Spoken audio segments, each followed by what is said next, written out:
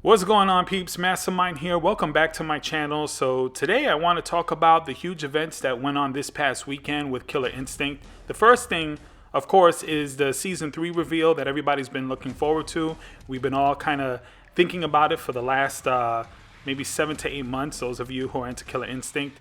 I know a lot of new casual players have been kind of interested in it as well because the PC version is coming out too. And also, we had a huge tournament this weekend. It's the first official Killer Instinct tournament, the Killer Instinct Cup. And what a tournament this thing was. I want to first start off by congratulating the participants in this tournament. It was the top 32, and I'm pretty good at Killer Instinct. I mean, I consider myself a veteran, I'm good, but these guys in these tournaments, they're just head and shoulders above everybody else. When you watch them play, you realize how terrible you are at the game, but I really do admire watching them play. I want to talk about esports in general and what I think the fighting game community needs to do to continue to get the acknowledgement it deserves. But before I get into all of that and Killer Instinct Season 3 and just everything else Killer Instinct, let me go ahead and put up on the screen some of the winners or all of the winners of the KI Cup, because I do think that we should acknowledge them.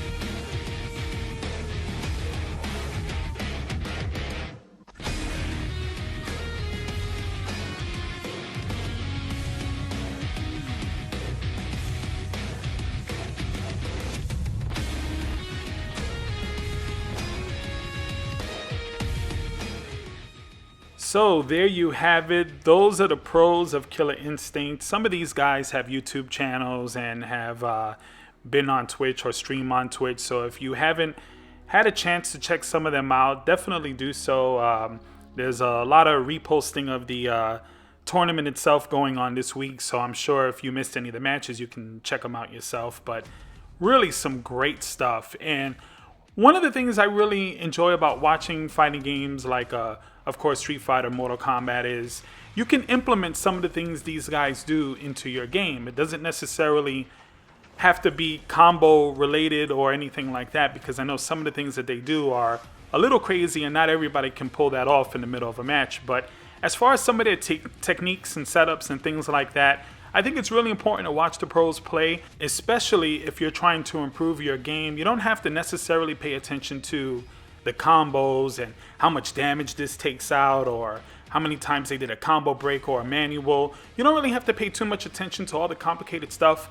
As long as you can kind of read what the setups are and how they're making people fall into traps and stuff, that to me is much more interesting than actually seeing somebody pull off some insane combo. Even though, of course, that's really exciting, I think the most important part is what you really don't see, is how they're baiting and setting things up. That's more important and actually, in my opinion, more valuable when you're learning a fighting game.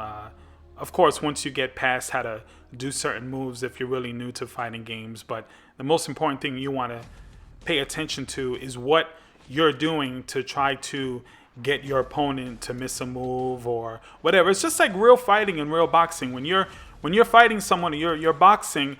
A lot of times you see fighters, they feint, they pretend like they're gonna do a certain punch or step in, and then they back up and wait for you to come in so they can counter you. It's the same principle really in fighting games, and that really makes it exciting if you're paying attention to that stuff. So the next thing I want to talk about, during this Killer Instinct Cup on Saturday, they showed off the Kim Woo trailer. They also showed off how she plays. They showed off her stage. And I did a breakdown on this. You can check that video out on my channel. I'll leave the link on the description. But anyway, so I had a lot to say. Now, as far as her gameplay is concerned, so far from what they showed, I really thought that it was really cool and really great. I just took some issue with some of the character design choices. I think she Doesn't look too great. She's kind of stiff. I also think graphically she's not up to par with the rest of the cast, but that could be just an element of production, of early production. Maybe the footage that we're seeing isn't exactly how she's going to end up looking during season 3. So even when they actually showed gameplay of her, when they were demoing her, and they also had some of the pros do an exhibition of season 3, when they were showing her off in that capacity, I didn't feel like she really fit in well with the rest of the cast as far as the way she looks graphically. So I'm hoping that there's going to be improvements to the way she looks. I'm imagining this is why we didn't get any other reveals for any other characters.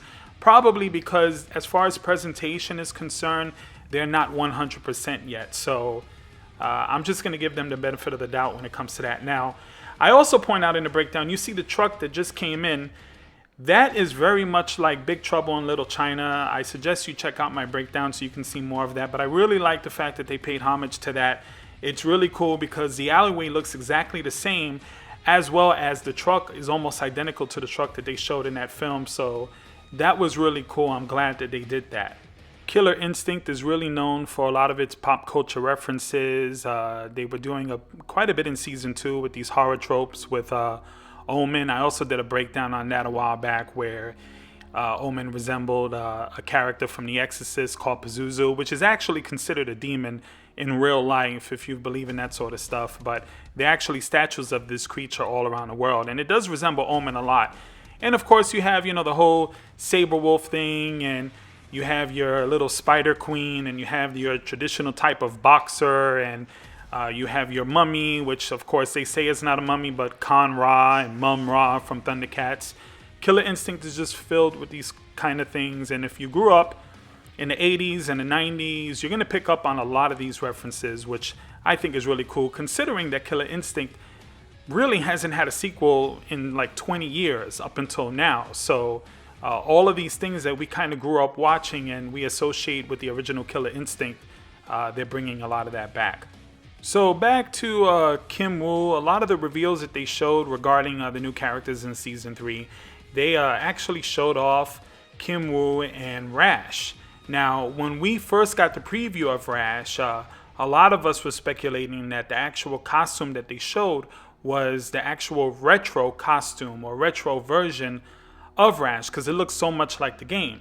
Well, they actually finally showed off what he's actually going to look like as far as their new design for Rash. And I love this design way more than the retro costume. I mean, he's still over the top and crazy and silly looking, but he actually fits in really well with the rest of the cast as far as the way his look and design is concerned. And if you look at his footage here, he actually looks a lot more complete than Kim Woo. So that's given me some confidence that Kim Woo is going to actually turn out to look a lot better.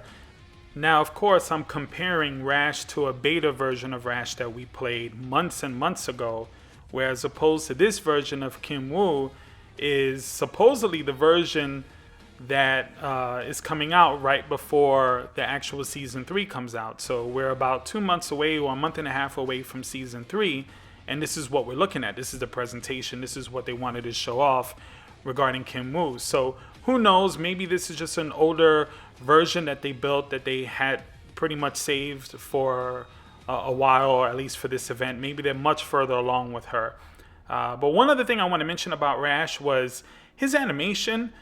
I don't know, it doesn't seem much different than it did before, but it seems a lot smoother, a lot more complete, especially when he's doing certain moves. It could just be that his redesign looks better, so maybe his animation seems to be better. I don't know, but he looks really great. I mean, if you even look at this footage here and you see the lighting of the stage, well, that's another thing I want to talk about. But the lighting of the stage and the lighting on him really looks good.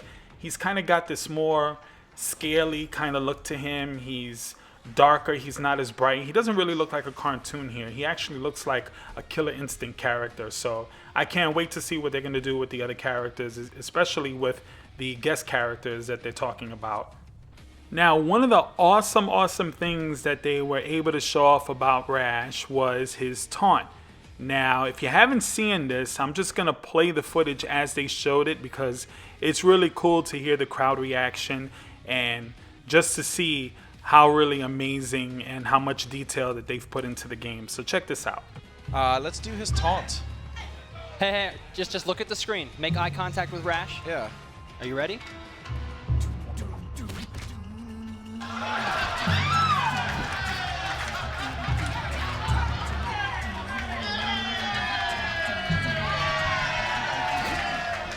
So if any of you can memorize that entire dance by the end of tomorrow evening, we'll give you a prize.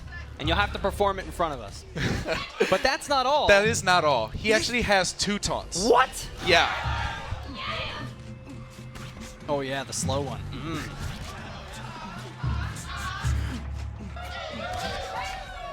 I want you guys to know, we did this for you. We took special care to make sure that the thrusting was loopable, so that you could just do this as long as you wanted. You want to mix it up a little? Yeah, you can mix it up with the slow one, give them a little action, then go back to the fast one. Yeah. My God. Loopable thrusting, Killer Instinct Season 3. New features.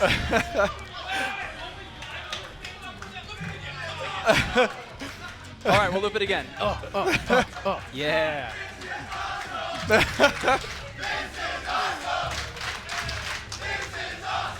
God, you guys are awesome. Yeah. They're awesome. This is yeah. incredible. Gotta really love that. A lot of detail, a lot of passion and heart goes into this game. And that brings me to my next subject I just want to touch on before I get into some of the changes for the current Season 3, or Killer Instinct characters for Season 3, is esports.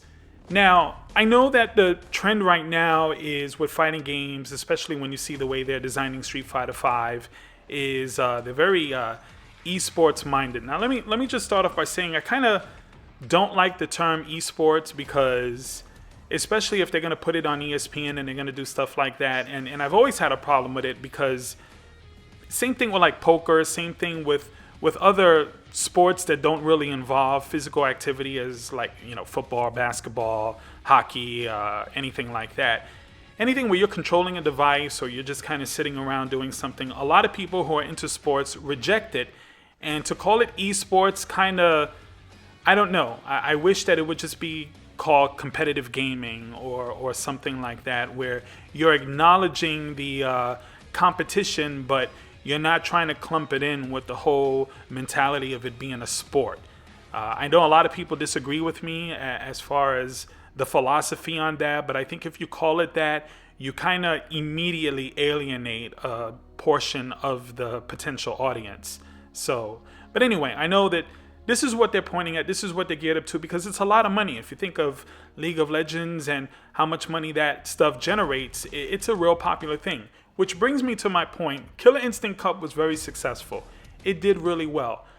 But I'm wondering why Microsoft isn't pushing this much harder. I don't know if they acknowledge or really understand how great Killer Instinct is as far as a game is concerned. But let's just take the KI Cup, for instance. The pool was, I think it was $30,000. Why couldn't Microsoft stick in another 30 or 40 or even make it $100,000? I mean, it's nothing to them. I mean, you and I say, oh, you know, 100,000, that's a lot of money. Put that money down and announce it a year in advance and see how many people get into Killer Instinct. Could you imagine now if they say next year's pool is going to be, prize money is going to be 100,000 or 150,000. It's going to rival anything that's out there. Imagine how many people would start learning Killer Instinct. How many people in the tournament scene from other fighting games would actually start learning Killer Instinct? Now, I don't think they're going to drop Street Fighter or drop Mortal Kombat, but I would love to see a Daigo versus Sonic Fox, for instance, in a Killer Instinct game. That would be insane. Or see maybe Daigo's a stretch, because I know he's pretty much a Street Fighter guy, but even like Rico Suave, who we're watching here pretty much dominate Killer Instinct, see him go up against like a Sonic Fox or something like that. It would be really great to see a lot of these pros, like a Justin Wong or somebody like that, get back into Killer Instinct, especially if the big motivator is new changes, huge support from the developers, huge support from Microsoft, and of course, money is a big incentive when you're talking about any of these kind of events. So as successful as it was, I think Microsoft can do more. Now, I know investing money and convincing a big company like Microsoft to invest money, I know that's never an easy thing. I'm not involved in that world, so I don't know exactly how that would work. But one thing I can say is the only thing holding Killer Instinct back, as far as its community is concerned, is the lack of marketing. It's a lack of advertising. I never see a commercial for Killer Instinct. I never ever see any kind of pictures in magazines or anything. It's just never ever really talked about. And I don't understand why.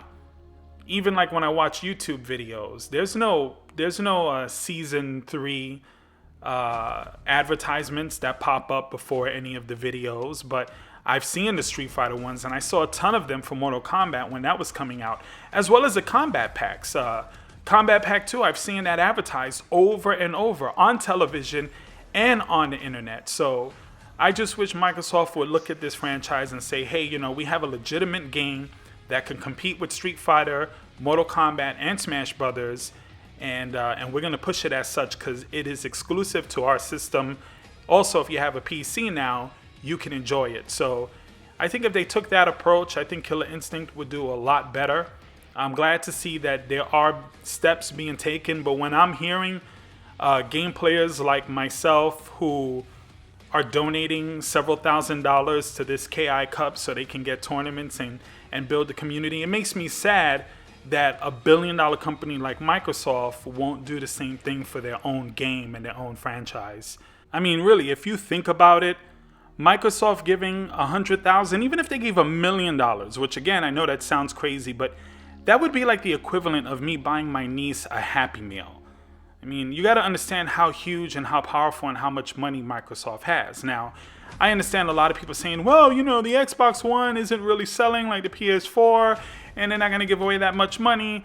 And my argument to that is the Xbox One is outselling the 360 substantially at this point in time in its life cycle. Now, is it selling as much as the PlayStation 4?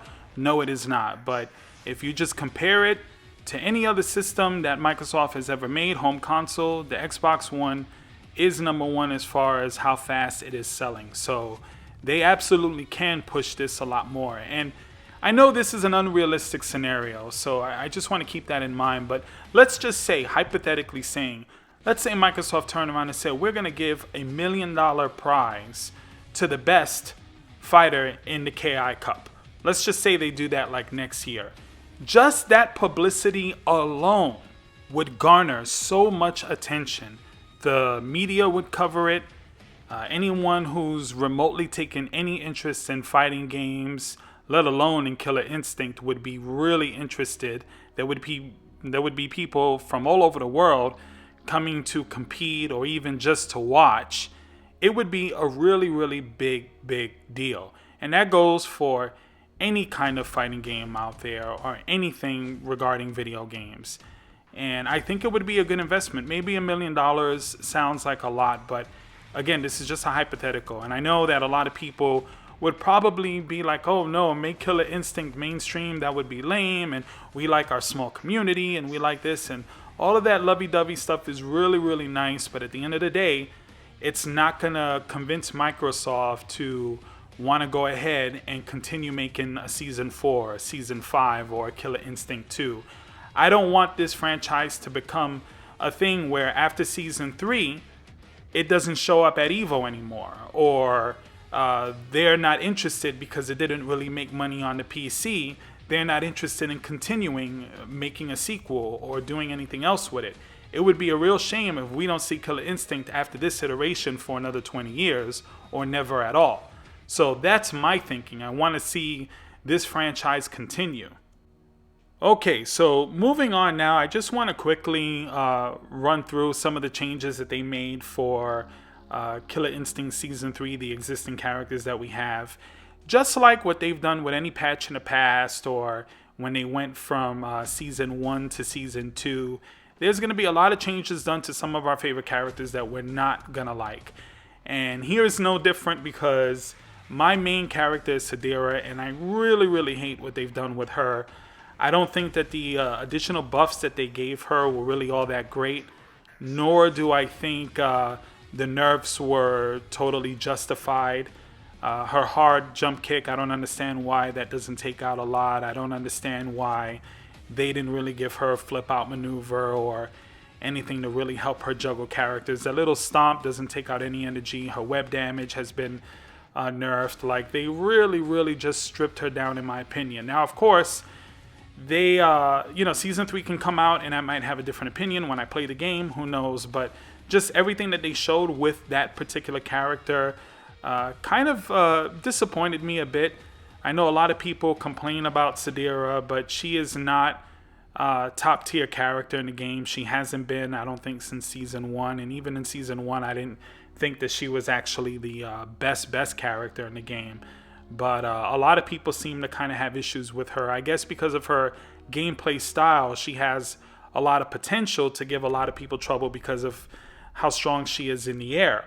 But I don't think she's that strong in the air anymore because of all the juggling and the air throws and, Spinal with his skulls everywhere and Glacius with, his ice shatters everywhere. I just think that they've leveled up a lot of the characters so much that Sadira, I think, is going to be, at her most ineffective than she has been in any of season 1, 2, or 3. So that's my take with Sadira. They also changed her, they gave her new damage ender, and the damage ender, I don't think, it looks cool, but I don't think it was better than what it was before. So I don't know, just kind of up in the air about it. I hope that they tweak her and give her something else, but I really don't know what's going to happen with the character. But who knows, maybe that small additions that they made is going to make the difference, and who knows, maybe she's going to be just as good, if not better, than what she was before. I doubt it, just from what I'm seeing, but who knows. Another character that they showed off that I really want to talk about is Glacius. Oh man, Glacius is going to be a beast. I mean, from what you're looking at right now, Glacius is going to control pretty much the entire screen. He's got the range. He doesn't have speed. We all know that, but a character who doesn't have speed that can hit you from anywhere in the stage, you don't really need the speed. So Glacius is really going to be a powerful character, and that's one thing you got to kind of appreciate in fighting games. Is any character that controls space usually is a strong character, and Glacius has always been the kind of character that was fighting for space, not necessarily controlling it. I think with this, it's made Glacius into, or Glacius, however you pronounce his name, into the most dominant character as far as controlling space and zoning. So I think even more so than Conra. I think this character is definitely going to control more space than anyone else. Also, speaking of Conra, they didn't really do too much, I don't think, to Conra. I know a lot of people were anticipating that character being the one that they reworked, but turns out it was Maya and Spinal that got the most reworking. I'm not really surprised by this at all because I thought Conra was a solid character. I just thought some of his stuff maybe took out a little bit too much energy and maybe was a little bit unfair. But that little zoning thing that they gave him, where you can just kind of leave his things in the middle of the floor, whatever, I don't know what you call it, but that alone right there, again, just like Glacius, gives him a lot of control of the screen and what's going on. And more so than control of the screen or the space of the screen, he actually can trap you and keep you planted in one area. And that, again, is going to be a difficult thing for a character like Sadira, where she won't be able to control the air at all. Same thing with Glacius, same thing with Spinal. Those three characters are really going to be a problem for Sadira, which is why I was a little disappointed that they didn't buff her anymore. Another character I just mentioned is Spinal. Spinal is going to be absolutely incredible. I know initially we were like, wow, they took away Spinal's curses. He doesn't take away your meter anymore. But this, I think, actually is worse because now you're preventing them from gaining meter as you're beating them up. And then you can bounce it all over the screen and recapture your own skulls. And it just makes Spinal crazy. Now, of course, how they balance that out, it's just probably not going to be that easy for Spinal to be able to curse you because now people are going to be a lot more aware of it. But of course, given the nature of Killer Instinct, one combo and you're able to build skulls and then able to curse players with that as well. But I don't think, like they showed in the demo, it's going to be likely that you're going to get 7 curses on a character and then have to hit Spinal 7 times to get out of it. Hitting Spinal 7 times to get out of it, if you do it in a combo, it's not a big deal, but to actually have him curse you with 7 different skulls, I don't think it's going to be as something that we're going to see as often. But still, it's going to make him extremely tough to deal with, and that's going to be really cool. Fulgore, a lot of people feel that Fulgore is the most powerful character in the game. I don't know if he's going to remain the most powerful character in the game, considering all the buffs that they gave everybody else. But he's still pretty strong, still pretty solid, and a lot of people are going to like him. Same thing with Thunder, same thing with TJ Combo. I think pretty much everybody. Orchid, they really helped her a lot as well. She's going to be really strong because she really doesn't have too many weaknesses to begin with. And they just pretty much enhanced most of the stuff that she's able to do. So, again, I didn't want to get into everything. Aghanos is another character that they buffed.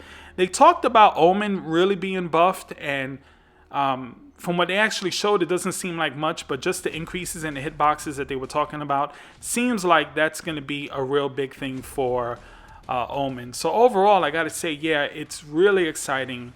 They seem to be focusing a lot on juggles, and I think that's going to change a lot of the gameplay of the game and make things a lot more interesting and a lot more fun. For me, more so than playing it, I can't wait to see what the pros are going to do with a lot of these new mechanics and stuff. It's going to be really insane to see some of the tech that's going to come out of these guys. But of course, we're not going to really see any of that for quite a while. I mean, EVO isn't too far away, but it's still far enough away to where, you know, I'm going to be itching to see what they're going to come up with. Of course, we'll have our smaller tournaments here and there, but it's not the same because as the months draw close to the EVO, a lot of people are going to be hiding some of the things that they're doing and try to reveal it for EVO. So it's going to be a while before we start seeing some really, really insane things. But nonetheless, I can't wait.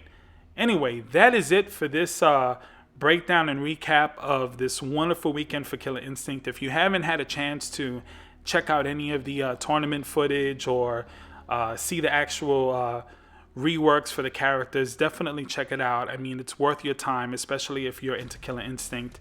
You really won't be disappointed. If you like this video, don't forget to give me a like, share it, subscribe. I really look forward to hearing your comments, so also leave a comment. And thanks for watching once again. Mastermind out.